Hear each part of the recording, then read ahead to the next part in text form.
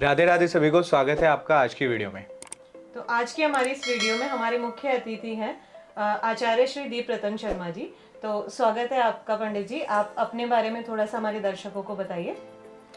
जय श्री गंगा जी की, राधे राधे, हर हर महादेव, जय शिव शंकर। मैं आचार्य दीप रतन शर्मा हरिद्वार उत्तराखंड से आज मैं उपस्थित हुआ हूँ इस चैनल पर एक नई जानकारी के साथ, जिसमें मुझे आमंत्रण दिया गया है नेहा जी व लवेश जी के माध्यम से। मैं पूरी टीम का बहुत बहुत धन्यवाद और आभार व्यक्त करता हूँ कि उन्होंने सनातन धर्म की रक्षा व प्रचार के लिए नए नए विषयों पर जो है उन्होंने वीडियो बनाई है और जानकारी प्रदान की है। तो जैसे आपने बताया कि आप अभी देश विदेश में गए हैं और वहाँ पे अलग अलग नाम से ज्योतिषी को जाना जाता है, तो आप हमारे दर्शकों को बताइए कि ज्योतिषी का एक शॉर्ट फॉर्म में हम क्या अर्थ निकलता है उसका। जी अवश्य, हम आपको ज़रूर बताएंगे कि ज्योतिषी का मूल शब्द में, एक शब्द में क्या अर्थ होता है। देखिए, शब्द को समझिए। ज्योतिष, ज्योति का अर्थ होता है प्रकाश और ईश का अर्थ होता है ईश्वर। ज्योति जमा ईश बराबर ज्योतिष। ईश्वर द्वारा प्रदत्त वह प्रकाश जिससे भूत, भविष्य व वर्तमान की गणना की जा सके, वह ज्योतिष है। तो आचार्य जी, हमारे जीवन में ज्योतिषी का और जो हमारे ग्रह नक्षत्र होते हैं इनका कितना प्रभाव पड़ता है? मतलब कि जैसे हम देखते हैं कि बहुत से ज्योतिष हमारे हाथ देख के, हमारे जन्मपत्री देख के आने वाले समय में के बारे में भी बता देते हैं, तो ये सब कैसे होता है? जी लवेश जी, जैसा कि आपने पूछा कि आम जनमानस में मानव जीवन पर किस प्रकार ज्योतिष का, ग्रहों का, नक्षत्रों का प्रभाव पड़ता है, मैं आपको बता देता हूँ। ज्योतिष विद्या एक ईश्वर द्वारा प्रदत्त ज्ञान है, विद्या है, कला है। इसके माध्यम से आज का यूथ, युवा व सभी जो लोग हैं ज्योतिष को बहुत मानते हैं, क्योंकि ज्योतिष का प्रचार प्रसार घरों घर व देश विदेश में हो रहा है और लोग इस पर पूर्ण विश्वास करते हैं। क्यों? क्योंकि ग्रहों से हमारे शरीर के अंदर जो परिवर्तन होते हैं, मन में जो विचार उत्पन्न होते हैं, शरीर की कला विकला आदि जो होती है, सब ज्योतिष पर निर्भर करती है। व्यापार, संतान, विदेश यात्रा और रोग, कर्ज आदि, ये जितने भी समस्याएं हैं या इनमें आने वाले जो दोष हैं, उनका निवारण ज्योतिष शास्त्र के माध्यम से हो जाता है। आज का यूथ बहुत तेजी से ज्योतिष पर जो है कार्य कर रहा है। लोग इसको जान रहे हैं और सीख रहे हैं और सबसे ज़्यादा इसको फॉलो कर रहे हैं। ज्योतिष अपने आप में बहुत बड़ा समुद्र है, बहुत गहरा समुद्र है, जिसकी शुरुआत है परंतु अंत नहीं है। इस विद्या से आप अपने जीवन में समस्त संकटों को दूर कर सकते हैं व अपनी समस्याओं का निवारण भी कर सकते हैं। जो आज का यूथ है वह अनेक समस्याओं से पीड़ित होता है, तो ज्योतिष के माध्यम से इसका निवारण हो सकता है।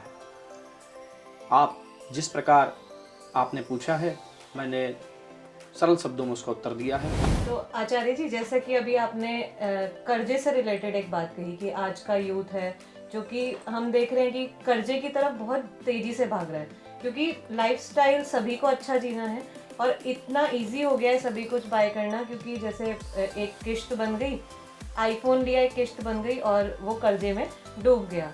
तो क्या कर्जा कम करने के लिए या कर्जा मुक्त होने के लिए भी ज्योतिष में कुछ उपाय होता है? जी बिल्कुल, जैसा कि मैंने आपको बताया, ज्योतिष से समस्त समस्याओं का समाधान होता है। आपने बहुत उत्तम प्रश्न किया कि आज का जो यूथ है वो किस तरीके से कर्ज में डूबता जा रहा है। कंपनियों के द्वारा और अलग अलग जो विभाग हैं उनके द्वारा फाइनेंस इत्यादि हो रहा है, और जो आम जनमानस है वह उसको काफ़ी सुलभ हो गया है उसके लिए अपनी आवश्यकताओं की पूर्ति करना उन वस्तुओं से, चाहे वह प्लाट, मकान, दुकान, फ़ोन आदि कुछ भी। हर कोई व्यक्ति कर्ज में डूबा हुआ है, वह ज्योतिष से आकलन कर सकता है कि उसके कर्ज का निवारण कैसे होगा। या कोई कर्ज लेना चाहता है या लोन कराना चाहता है, ऋण मतलब जो है अपने ऊपर कराना चाहता है, वह उससे पहले किसी ज्योतिषी से मिल करके उनसे परामर्श ले सकता है, उनसे जानकारी ले सकता है कि मैं यह कार्य करने जा रहा हूँ या मैं यह ऋण लेने जा रहा हूँ, लोन लेने जा रहा हूँ, क्या मैं इस लोन को या इस ऋण को मैं चुका पाऊंगा। और अगर उत्तर ना में आता है तो उस व्यक्ति को कर्ज नहीं लेना चाहिए। यही एक इसका समाधान है। पूजा तो बाद का कार्य है, सबसे पहला है कि अपनी सुरक्षा आप स्वयं कर लें और जो आदेश होता है ब्राह्मणों का या गुरुओं का आप उसका पालन कर लें। इसके पश्चात भी अगर आप ऋण इत्यादि ले लेते हैं और उसमें फंस जाते हैं और आप काफ़ी डिप्रेशन में चले जाते हैं क्योंकि कर्ज कई बार नहीं मुक्त हो पाता व्यक्ति, तो उसके लिए आप पूजा पाठ के माध्यम से, ग्रहों के निवारण से आप जो है कर्ज मुक्त हो सकते हैं। 12 राशियां, 12 भाव व नक्षत्र और योग व करण के माध्यम से, महादशाओं के माध्यम से ऋण इत्यादि लगने का दोष लगता है। जन्म पत्री के अंदर जो छठा भाव होता है वह कर्ज का होता है। अगर किसी व्यक्ति की कुंडली में छठे भाव का स्वामी मजबूत स्थिति में हो, शुभ हो, तो वह व्यक्ति कर्ज से शीघ्र मुक्त हो जाता है।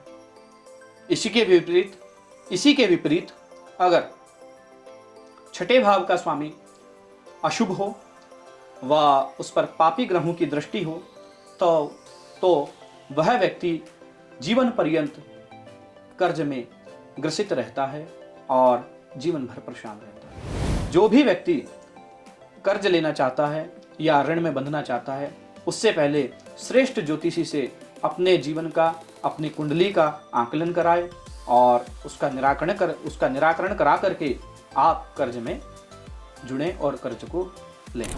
आचार्य जी, जैसे अभी आपने बताया कि कर्जा मुक्त होने के लिए मतलब ये चीज़ें लगती हैं, ये ग्रह हमारे अच्छे होने चाहिए। अभी आपने एक शब्द बोला क्रूर ग्रह, ये क्या होता है? मतलब क्रूर ग्रह क्या होते हैं? मतलब सबके लिए अलग अलग होते हैं या हमारी कुंडली के अनुसार अलग हो और सामने वाले का अलग? जी लवेश जी, जैसा आपने पूछा कि क्रूर ग्रह क्या है और क्या सभी के लिए ग्रह क्रूर होता है। देखिए, क्रूर जो है ग्रहों का स्वभाव होता है। स्वभाव अर्थात उसकी प्रवृत्ति। जैसे ग्रहों में सूर्य, मंगल, राहु, केतु, शनि, ये ग्रह क्रूर ग्रह है। अर्थात जो इनकी नैसर्गिक स्वभाव है वह इनका क्रुद्ध यानी क्रोधी स्वभाव है। यही कर्जों का मुख्य कारण बनता है। किसी व्यक्ति की कुंडली में जब भी वह कर्ज से ग्रसित होगा या कर्ज से उसके जीवन में परेशानियां आएंगी या कर्ज से वह खुदकुशी करने तक का प्रयास कर लेगा या ऐसी नौबत आ जाएगी। जैसा कि हम बता रहे थे आपको कि कर्ज से व्यक्ति इतना परेशान हो जाता है जीवन में कि वह खुदकुशी करने तक चला जाता है, क्योंकि कर्ज जो है वह इंसान को जीने नहीं देता। राहु, शनि, केतु, सूर्य व मंगल, इनका संबंध छठे भाव से हो, छठे भाव पर इन ग्रहों की दृष्टि हो, इनकी महादशा हो, तो व्यक्ति जीवन में जरूर कर्ज से ग्रसित होगा ही होगा। अब आगे इसका निवारण भी सुनते हैं कि जीवन में अगर व्यक्ति कर्ज से ग्रसित हो रहा है तो उसको इन ग्रहों की शांति करानी चाहिए किसी श्रेष्ठ ब्राह्मण के माध्यम से, और उससे भी पूर्व व्यक्ति जीवन में किसी ज्योतिषी से मिलकर के उनसे परामर्श ले और उसके बाद इन ग्रहों की शांति करे। तो आचार्य जी, जैसा कि आपने बताया कि कर्जे में या किसी भी समस्या में सभी कुछ हमारे ग्रह कराते हैं, तो लेकिन जैसा कि मैं नहीं चाहती हूँ कि मुझे लोन लेना है, लेकिन फिर भी मुझे किसी चीज़ की बहुत ज़्यादा ज़रूरत पड़ रही है और मुझे उस चीज़ को लेने के लिए कर्जा लेना पड़ रहा है, तो ये भी क्या मेरे ग्रह कराते हैं मुझसे, या इस चीज़ से मैं कैसे बच सकती हूँ, इसका आप एक बार हमारे दर्शकों को बताइए। जी बिल्कुल। देखिए, जैसा हमारा टॉपिक कर्ज का चल ही रहा है, तो कर्ज की परिस्थितियों को आप समझें कि कर्ज की क्या परिस्थिति है। किसी व्यक्ति के घर में कोई बीमार है, उसके स्वास्थ्य को ठीक करने के लिए या उसके इलाज के लिए आप कहीं ब्याज बट्टे पे कोई पैसा उठा रहे हैं, है ना, तो यह भी एक प्रकार का कर्ज है। और एक कर्ज ऐसा है कि जो आपकी महत्वाकांक्षाओं की पूर्ति के लिए है। जैसे आपको किसी कंपनी का कोई प्रोडक्ट ही पसंद आ गया, या किसी फ्रेंड ने लिया, किसी दोस्त ने आपके कोई सामान लिया किसी कंपनी का, और आपको लगता है कि आप उस सामान के बिना अपनी जो ज़रूरत है उसको पूरा कर सकते हैं, लेकिन फिर भी आपने जिद करी कि नहीं, मुझको वही सामान चाहिए, तब कि आपके जो बजट है वो ऐसा है ही नहीं। तो ये जो है दोनों तरीके, दोनों जो हैं ये समस्याएं अलग अलग हैं। ये दोनों जो शब्द, जो दो चीज़ें हैं, ये दोनों अलग अलग हैं, है ना। माता जी के स्वास्थ्य के लिए या किसी भी परिवार के सदस्य के स्वास्थ्य के लिए कर्ज लेना एक अलग पहलू है, और अपनी महत्वाकांक्षाओं की पूर्ति के लिए कर्ज लेना वो एक अलग पहलू है। अब जन्म पत्री या ज्योतिष इस पर किस तरीके से कार्य करता है। जब माता जी का स्वास्थ्य है, आप उस पर कर्ज ले रहे हैं, तो वो तो देखो देशकाल परिस्थिति सब भावनाओं से जुड़े हुए हैं। आप ना चाहते हुए भी उस कार्य को आवश्यक, आपका धर्म भी बनता है पहला, और दूसरा आपको करना ही चाहिए, है ना।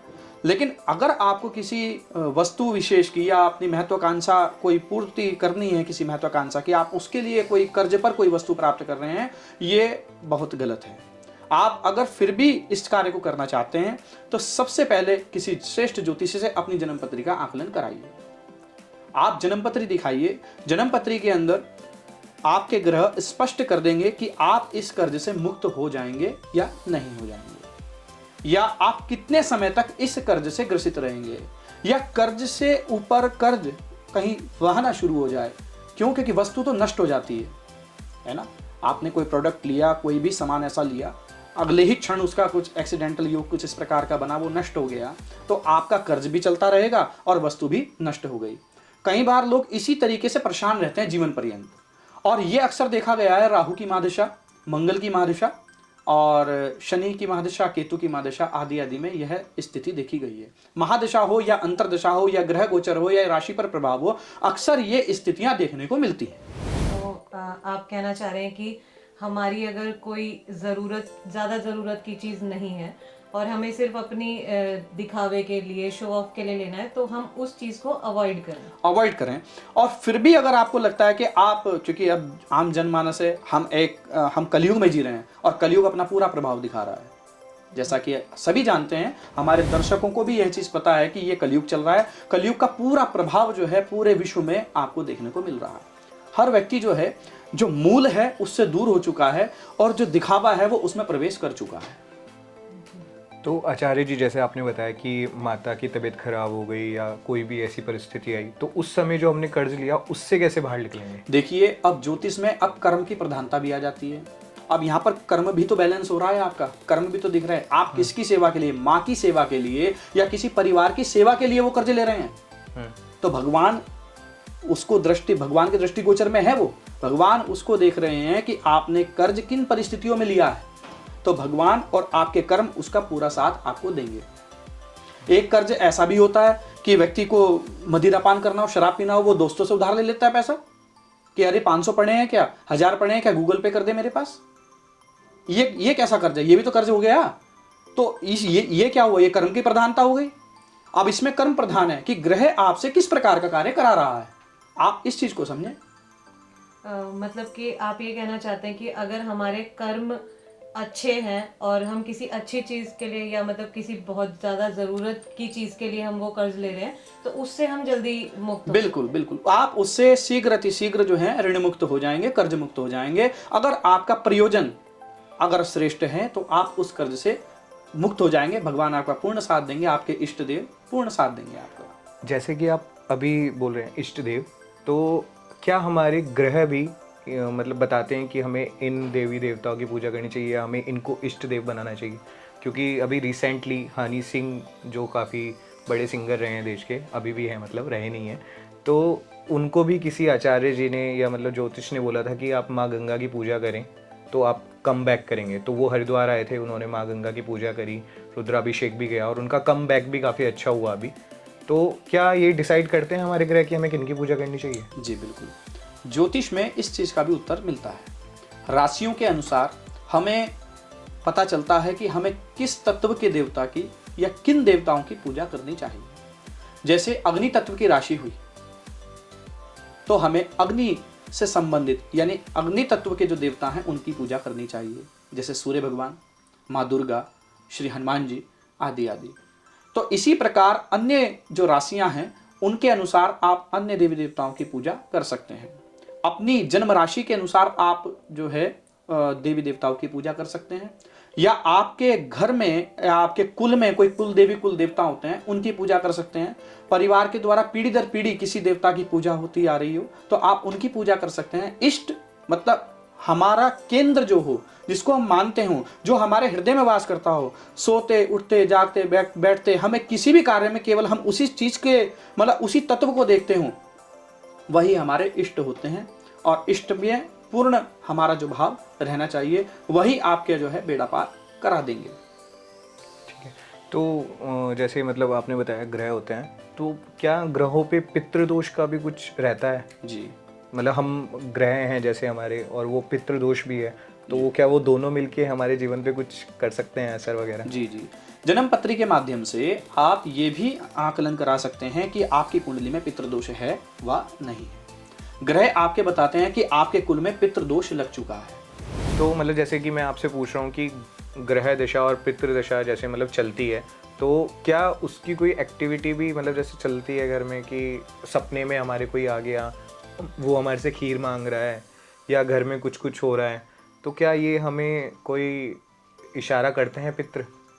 जी बिल्कुल, देखिए जैसा कि हमारा टॉपिक चल रहा है आज कर्ज पर ही, तो ये भी एक प्रकार का कर्ज है आपके पूर्वजों पर। अगर आप अपने पीढ़ी के जो पूर्वज हैं उनके लिए समय पर नियम से श्राद्ध आदि नहीं करते तो ये भी एक प्रकार का कर्ज है कि आप उस कर्ज को मुक्ति नहीं कर पा रहे हो, क्योंकि ब्लड से संबंध हो गया ना। हाँ जी। उन्होंने आपको जन्म दिया है और यानी आप पर कर्ज हो गया उनका। अब आप अगर उसका नियम पूर्वक श्राद्ध इत्यादि नहीं करते हैं तो वह दोष लगेगा या नहीं लगेगा? तो ये भी एक प्रकार का कर्ज है ना। अब इसकी एक्टिविटी जैसे आपने मुझे मेरे से पूछी है कि इसकी एक्टिविटी या इसके लक्षण क्या है घर के अंदर हम देखें तो घर के अंदर ऐसी परिस्थितियां आपको देखने को मिलेंगी कि परिवार में कलह रहेगा। सबसे पहले धन आएगा और स्थिर नहीं हो पाएगा, गलत जगह या ये न केन प्रकारेण किसी ना किसी परिस्थितियों में आपका जुड़ा हुआ धन भी निकल जाएगा। एक्सीडेंटल योग बनेंगे परिवार के अंदर, शिक्षा में ग्रोथ नहीं होगी, बच्चों की शिक्षा इत्यादि उनकी अच्छे से नहीं हो पाएगी, विवाह आदि जो कार्य हैं उसमें बाधाएं होंगी, मैरिज लाइफ अच्छी नहीं होगी, बच्चे होने में यानी संतान होने में बड़ा जो है विलंब हो सकता है या संतान नहीं भी हो सकती, मिसकैरेज आदि हो जाते हैं। तो ये कहीं ना कहीं हमारे कर्म से और हमारी कुंडली से जुड़े हुए होते हैं। इन चीज़ों का भी जन्म पत्री में निराकरण आप करा सकते हैं और जो प्रबुद्ध ज्योतिषी होते हैं जो जिनके पास अनुभव होता है आप उनसे मिल करके पर्सनली और आप ये सब जब उनसे डिस्कस करेंगे तो आपको लगेगा कि हाँ वो मुझे सही उत्तर दे रहे हैं या मुझे उससे जोड़ रहे हैं। तो आचार्य जी जैसा कि आपने बताया कि पितृदोष लग जाता है, मैं अपना ही आपको पर्सनल अनुभव बता देती हूँ कि मैं गई थी एक बार एक ज्योतिष के पास, उन्होंने मुझे यही बताया कि आपके ऊपर पितृदोष है। उसका निवारण भी किया, लेकिन उसके बाद दोबारा से जब गई तो तब भी उन्होंने पितृदोष ही बताया। तो मुझे ये जानना था कि ये पितृदोष अभी है या नहीं है, या हट गया है, या कैसे हटेगा पूर्णतः, तो इसका हमें किस तरह से पता चल सकता है? जी, जैसा कि पितृदोष पे ही चर्चा चल रही है, लक्षण भी मैंने आपको बताए। देखो बोलने को तो बहुत कुछ है, लेकिन हम फिर भी जो जरूरी है वही बता रहे हैं ताकि जनमानस तक जो मुख्य चीज़ है वो पहुंच जाए और व्यक्ति जो विशेष जानकारी लेना चाहते हैं वो आपसे या हमसे संपर्क करके विशेष जानकारी ले सकते हैं, है ना। अभी आपका जो प्रश्न था वह यह था कि आप इस पितृदोष से मुक्त हो चुके हैं या नहीं, और निवारण आपने अनन्य बार करा लिया। कई बार आपने निवारण करा लिया है, नारायण बलि कराई है, या श्राद्ध कराया है, या तीर्थ श्राद्ध कराया है, तर्पण कराया, ब्राह्मण भोजन आदि आदि जो भी आपने कराया है। मुझे लगता है कि बहुत कम ही लोग इसका उत्तर आपको दे पाएंगे। हमें हमारे गुरुओं से जो प्राप्त हुआ है, हमने वह जाना कि इसका उत्तर बहुत सरल है अगर हम इसको जानें। ठीक है, वो कैसे? कि आपके घर में आने वाली जो संतान है, यानी आपकी कुंडली तो नहीं बदल सकती, जो आपकी कुंडली है उस जो हॉरोस्कोप आपका बना हुआ है, 12 भाव हैं, 12 राशियां हैं, नवग्रह हैं जो स्थापित हैं, वो अपने अपने ग्रहों पर स्थापित रहेंगे, अपनी अपनी जगह रहेंगे। लेकिन जो आने वाली संतति होगी, आने वाली पुत्री होगी, पुत्र होगा, या किसी के भी कुल के अंदर जो आपका कुल होगा उसमें कोई संतान होगी, उसकी कुंडली में पितृदोष नहीं होगा। ये उसकी पहचान है कि आपके कुल से पितृदोष हट चुका है। यही उसकी पहचान है कि आने वाली संतति की कुंडली में अगर पितृदोष नहीं है तो समझो आपके पितरों ने वह पूजा को सहज स्वीकार किया है और आपको इस दोष से मुक्त किया है। आचार्य जी, जैसे आप बता रहे हैं कि जो हमारे ग्रह रहते हैं वो कट नहीं सकते, मतलब वो स्थिर ही रहते हैं अपनी जगह, तो कहीं जगह से मैंने ये सुना है कि जो हमारा मंगली का होता है वो बहुत सी जगह सुना है कि वो 28 वर्षों बाद कट जाता है, मंगली दोष जो होता है 28 वर्षों बाद कट जाता है, या उसका प्रभाव कम हो जाता है, ऐसा भी कुछ होता है? देखिएगा, ये तो आपको पता है चराचर जगत है, विभिन्न प्रकार के मानव जो है जन्म लेते हैं, है ना। लेकिन मैं आपको सिर्फ इसका एक ही उत्तर देता हूँ, जो व्यक्ति शास्त्र के सम्मत चलता है, शास्त्र के ज्ञान के अनुसार चलता है और प्रामाणिक ग्रंथ यानी जो हमारे वेद, पुराण, श्रुति, स्मृति, शास्त्र आदि से जो हमें प्राप्त हैं, उनके अनुसार जो सूत्र हैं, उनके अनुसार जो नियम हैं, उनके अनुसार अगर देखा जाए तो ऐसा कहीं भी नहीं प्रमाणित हुआ है कि 28 वर्ष या 27 वर्ष में मांगलिक दोष जो है खत्म हो जाता है। लिखितम इसका कोई प्रमाण नहीं है। शोध में किसी व्यक्ति ने बोल दिया हो वो एक अलग बात है। देखो, व्यक्ति है, सबकी अपनी वाणी है, वह अपने अनुभव के अनुसार या जो देखता है या जो बोलता है उसके अनुसार वो बोल सकता है, उसको अधिकार है इसका। लेकिन उसको मानना या ना मानना, या वो लीगल है या कितना सत्य है कितना असत्य है, ये तो आपको शास्त्र ही बता पाएगा। जो उसका अनुभवी व्यक्ति होगा वही तो आपको बता पाएगा। तो मेरा तो जो हमें गुरु ज्ञान प्राप्त हुआ है गुरुओं से, हमने यही चीज पढ़ी है कि जो कुंडली में दोष आ गया वह कभी मुक्त नहीं होता। उसकी शांति करा करके आप उसके शुभ और अशुभ फल को कम कर सकते हैं या बढ़ा सकते हैं। मतलब कोई शुभ ग्रह है तो उसको और शुभ बना सकते हैं, और कोई अशुभ ग्रह है तो उसका अशुभ फल आप दूर कर सकते हैं ग्रहों की शांति से। जैसे मैंने आपको बताया पितृदोष है ना, पितृदोष आपका ही प्रश्न था कि किस समय जो है हम मुझे लगेगा कि ये पितृदोष से मैं मुक्त हो चुकी हूँ या नहीं हो चुकी हूँ। तो यह आपको उसमें ही दिखेगा, जैसे कि मैंने बताया दूसरी कोई संतति होगी आपके यहाँ उसकी कुंडली में है। तो ऐसे ही जितने भी कुंडली के जो दोष होते हैं ये कभी शांत नहीं होते, ये कभी दूर नहीं होते। इनकी पूजा पाठ करके इनके शुभ और अशुभ फल को कम व बढ़ा दिया जाता है, ग्रहों की शांति करा दी जाती है। लेकिन जो ग्रह जहां बैठा है वो वहीं स्थिर रहेगा, वो कहीं नहीं जाएगा।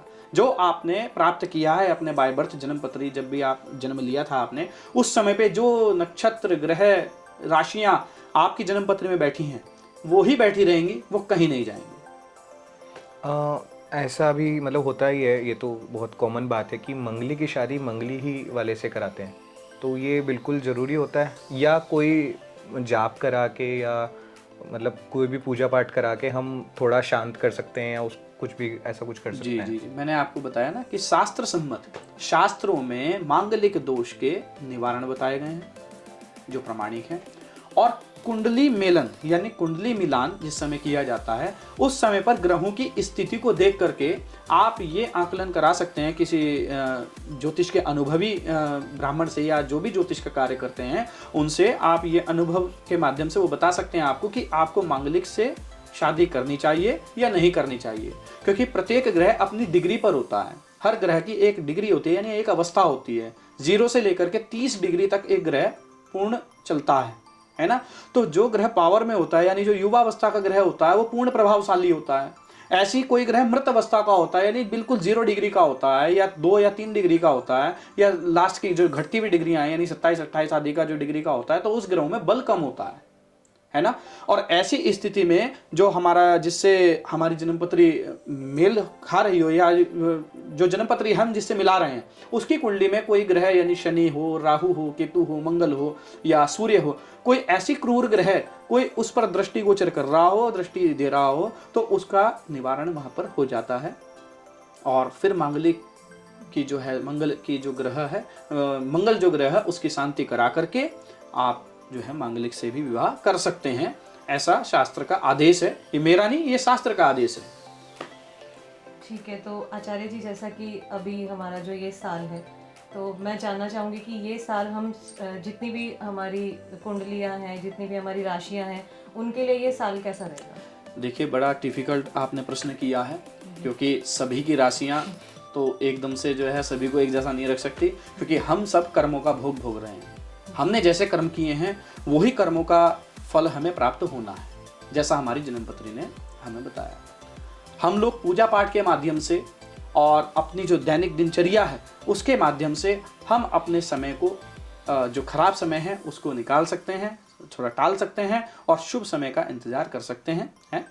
तो वैसे तो हम यही प्रार्थना करते हैं कि ये वर्ष जो है सभी के लिए बहुत श्रेष्ठ हो, सभी के जो मांगलिक कार्य हैं या किसी की नौकरी का है या पढ़ाई का है या किसी उच्च पद पर बैठना है, राजनीतिक है, तो उनके लिए शुभाशीष, उनको जो है उनके जो स्थिति है मतलब जो भी उनकी जो मंशा है वह पूर्ण हो, है ना। हम तो यही आशीर्वाद देते हैं, लेकिन फल इसका वही मिलेगा जिसने जैसा कर्म किया है या जिसकी कुंडली में जिस प्रकार का जो है ग्रह गोचर चल रहा है, जैसी दशाएं चल रही हैं। ठीक है, अब मैं आपको कहूं कि नहीं ये साल बहुत अच्छा जाने वाला है, बहुत अच्छा होगा, तो ऐसे तो बहुत सारी वीडियो हमें मिलती हैं यूट्यूब पर, है ना, सारी जगह मिलती हैं। फिर नीचे आप उसमें कमेंट देखते हैं कि कैसे आ रहे हैं कि पंडित जी ने तो अच्छा बोला था और वो नीचे तो हमारा तो बेड़ा गर्क चल रहा है इस समय पे, तो हमारा तो बड़ा नुकसान हो रहा है इस साल। तो या तो ये जो है फिर ज्योतिष विद्या पे अविश्वास वाली बात हो जाती है। ऐसे विश्वास नहीं होता फिर विद्या पर, जो है सत्य है। जैसे जिसके ग्रह होंगे, जैसा जिसका जो है उस समय शुभ गोचर चल रहा होगा, वैसा ही उसको फल प्राप्त होगा। लेकिन हम और आप मिलकर के यही कामना करते हैं कि सर्वे भवन्तु सुखिनः, सर्वे सन्तु निरामया, सर्वे भद्राणि पश्यन्तु मा कश्चित् दुःख भाग् भवेत्, कि हम सभी के सुख की कामना करते हैं। जैसा आप बता रहे हैं कि लोग बाग मतलब पंडित जी बता देते हैं या कोई भी मतलब बता देता है मतलब अन्य शो में कि आप ऐसा करो फिर आपका कर्जा हो जाएगा, ये हो जाएगा, ऐसा कुछ होता है। मतलब काफ़ी सारे शोज़ में बोलते हैं कि कपूर पे लौंग रख के जला दो, ये नंबर जला दो, या इस धागे में ये बांध के, पत्ते पे ये बांध के वहाँ पे रख दो, 24 से 48 घंटों में आपको आंसर वो मतलब जो बेनिफिट्स आना शुरू हो जाएगा। तो ऐसा भी कुछ होता है? देखिए, 100 में से 2 व्यक्ति होंगे जिनका कोई कार्य सिद्ध हुआ होगा इस प्रकार का, कोई 100 में से 2 व्यक्ति होंगे, और इसमें भी उस उपाय से ही उनका कार्य हो, ये भी मैं कह नहीं सकता। क्या पता उनका ग्रह गोचर इतना अच्छा चल रहा हो कि वो उनका कार्य होना ही था।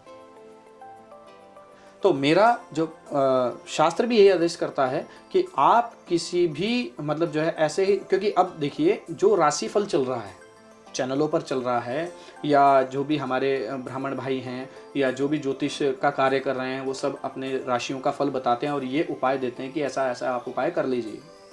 तो प्रत्येक राशि के लिए वो उपाय देते हैं कि एक तो ये होता है कि आप इस राशि का उपाय कर लीजिए, है ना, आपको फायदा हो जाएगा। लेकिन समस्याएं व्यक्तियों की दूसरी होती हैं। समस्याएं अन्य व्यक्तियों की मतलब समस्याएं जो है वो भिन्न होती हैं प्रत्येक व्यक्ति की। सभी ग्रहों के एक सभी जो मानव है सभी जो मनुष्य हैं उनके जरूरी नहीं है कि एक ही ग्रह एक ही जैसे बैठे हों सभी के। अब माननीय प्रधानमंत्री जी उनकी वृश्चिक राशि है जन्म की, और वृश्चिक राशि के सभी लोग हैं, क्या सारे ही प्रधानमंत्री हैं? तो ऐसा नहीं है कि आप उपाय तब करें, पहले श्रेष्ठ ब्राह्मण से या ज्योतिषी से आप अपने जो ग्रह हैं उनको जो है देखें, ग्रह मतलब जो जन्मपत्र दिखाएं, और जन्मपत्र दिखा करके आप उनको अपनी समस्या इत्यादि जो है या वो बताएं, जो आपको उपाय प्राप्त हो आप उसी उपाय को करें। रही बात पूजा कौन सी करनी चाहिए या क्या उपाय ऐसा करना चाहिए, देखिए इष्ट की कृपा तो सभी पर बनती है। जो व्यक्ति कोई उपाय करता है तो सबसे बढ़िया है वह इष्ट नाम का जप करे। आपने जो भी इष्ट, जो भी दुर्गा जी की पूजा करता हो, भगवान महामृत्युंजय भगवान की पूजा करता हो, भगवान शिव की पूजा करता हो, भगवान सूर्य नारायण की पूजा करता हो, भगवान गणेश जी की पूजा करता हो, हनुमान जी की पूजा करता हो, भैरव जी की पूजा करता हो, काली जी की पूजा करता हो, अन्य देखो देवी देवता हैं हमारे सभी, इनकी पूजा करता है तो अच्छी बात है, वो भी ग्रह के प्रकोप से दूर हो जाते हैं। लेकिन कोई भी आप जन्मपत्री का उपाय करें तो वह सबसे पहले आप किसी प्रबुद्ध ज्योतिषी से, किसी श्रेष्ठ ज्योतिषी से पहले जन्मपत्री जो है अपनी दिखाएं, और दिखाने के बाद जो है जो भी उपाय आता है फिर आप उस उपाय को करें, वही आपके लिए सार्थक होगा, सिद्ध होगा, और आपका भी विश्वास इस विद्या पर, इस प्रभु के द्वारा जो दिया गया ज्ञान है इस पर बना रहेगा।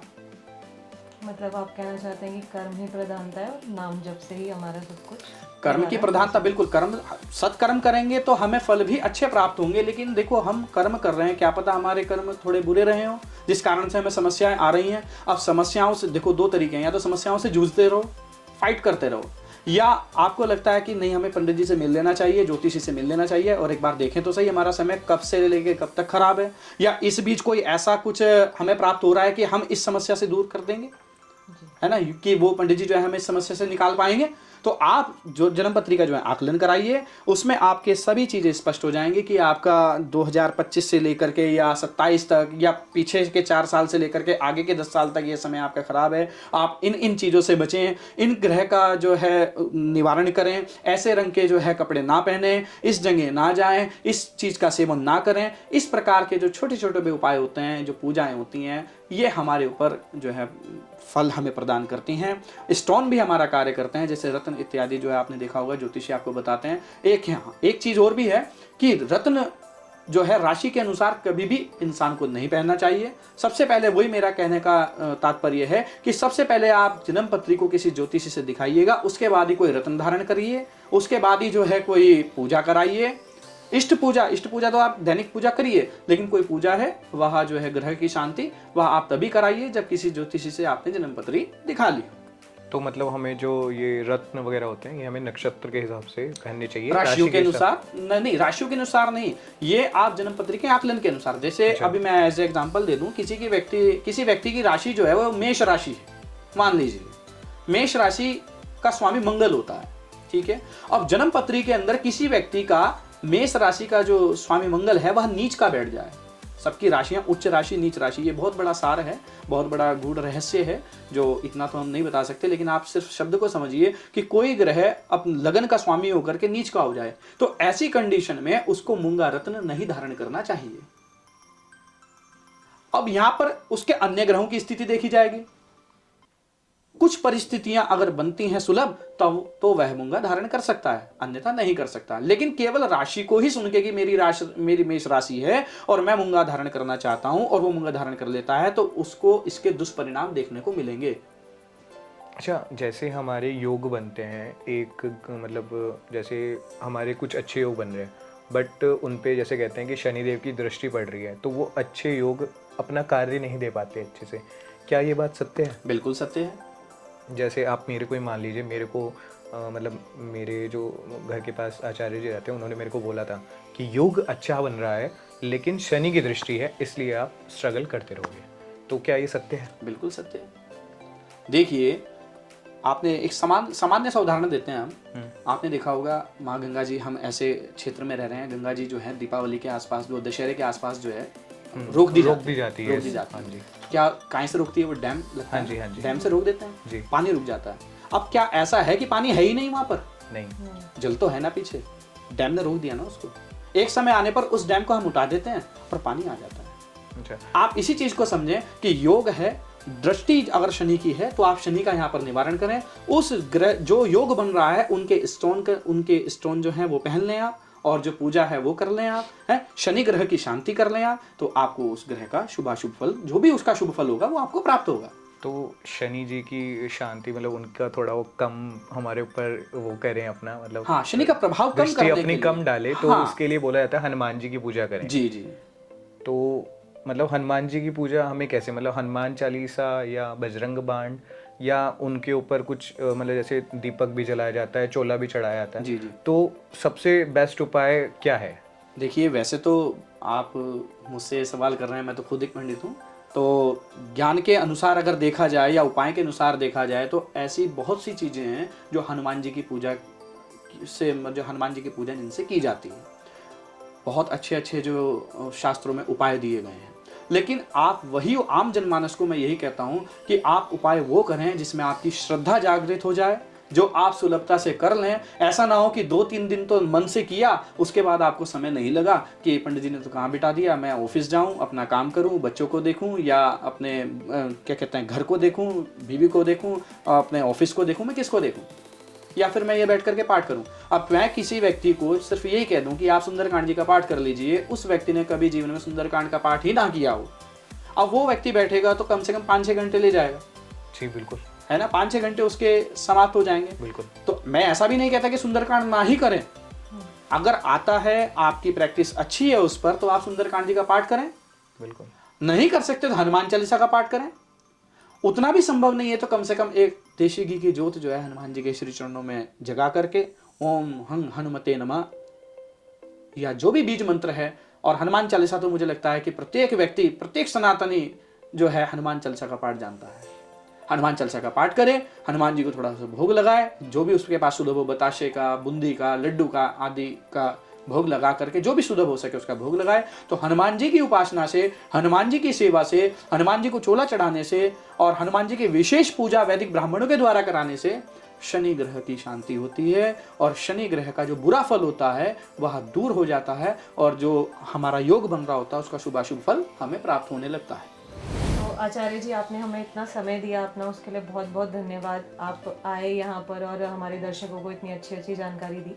तो मैं बस एक आखिरी आपसे ये निवेदन करना चाहूँगी कि हमने इतनी बात की ज्योतिष के बारे में, तो इस पूरी बात का अगर हम एक सार निकालें तो वो आप हमारे दर्शकों को एक सरल भाषा में समझाएं। जी, बहुत अच्छा प्रश्न आपने पूछा कि ज्योतिष किस प्रकार जो है कार्य करता है। आज हमने इस वीडियो में काफ़ी चीज़ें जो हैं शास्त्र सम्मत आपको बताएंगे, लेकिन जाते हुए मैं सिर्फ 2 शब्द जो है आपके लिए कहना चाहता हूँ, आम जनमानस के लिए, कि ज्योतिष जो है वह हमारे जो गुप्त शत्रु हैं वह उनको बताता है कि उनकी पावर कितनी है, किस तरीके से वो हम पर अटैक करते हैं। आप किसी श्रेष्ठ ज्योतिष से मिलकर के आप अपने ग्रहों का आकलन करा करके यह जान सकते हैं कि इस ग्रह की इतनी पावर है या ये ग्रह इस प्रकार जो है मुझ पर अटैक कर रहा है या इतना जो है अशुभ प्रभाव मुझको दे रहा है। ग्रहों की शांति के लिए आप कुछ सूक्ष्म उपाय भी कर सकते हैं और आप जन्म पत्र दिखा करके जो उसकी पूजा पाठ है वह भी करा सकते हैं। तो यही मैं आप सभी को कहना चाहता हूँ, आप सभी एक जो टिप्स है आप उसको जरूर जो है फॉलो करें। आप सर्वप्रथम नियम पूर्वक अपने जीवन में जो है नियम को जरूर साधें। आप नियम से जो है स्नान करें, सुबह उठें जल्दी और भगवान सूर्य को 1 लोटा जो है जल चढ़ाएं और अपने इष्ट देव जिनको भी आप पूजते हो, दुर्गा जी को, काली जी को, हनुमान जी को, शंकर जी को, जिनकी भी आप पूजा करते हैं, राधा रानी जी की भी पूजा करते हैं, आप जिनकी भी पूजा करते हैं, आप उनके नाम का स्मरण करें, मंत्र जाप करें और घर के अंदर जो है भोजन इत्यादि जो है वह शुद्ध तरीके से जो बनाएं और उसका जो है सेवन करें। ठीक है, यही कर्म ही पूजा है। ये हमारे जो अनुभवी जो है लोग हैं उन्होंने बोला है कि कर्म ही पूजा है। आप श्रेष्ठ कर्मों को करें तो आपके ग्रह भी जो हैं वह शुभ फल आपको प्रदान करते हैं। श्रेष्ठ कर्मों के साथ ही मैं अपनी वाणी को यहीं पर विराम देता हूं। जय श्री गंगा जी की, हर हर महादेव, जय शिव शंकर। आप सदा खुश रहें, प्रसन्न रहें। राधे राधे सभी को। तो आज हमारे साथ जो थे दीप रत्न जी आचार्य, उनके साथ हमने बातें करी, काफ़ी कुछ हमने नॉलेज ली उनसे। तो हम सभी आपको जल्दी मिलते हैं अपने नेक्स्ट एपिसोड में। तब तक के लिए सभी को राधे राधे, जय श्री कृष्ण। जय श्री कृष्ण।